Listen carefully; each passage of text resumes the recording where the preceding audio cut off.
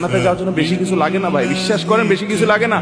ইমানটা ঠিক রাখেন, 5 ওয়াক্ত নামাজটা সুন্দর করে পড়েন, বড় বড় কবিরা গুনাহগুলো থেকে বেঁচে থাকেন, কোনো মানুষের হক নষ্ট করবেন না, টাকা পয়সা নষ্ট করবে, হক নষ্ট করবেন না, আচরণ খারাপ করবেন না, মানুষের দুর্ব্যবহার করবেন না, আত্মীয়স্বজনের সম্পর্ক বজায় রাখবেন।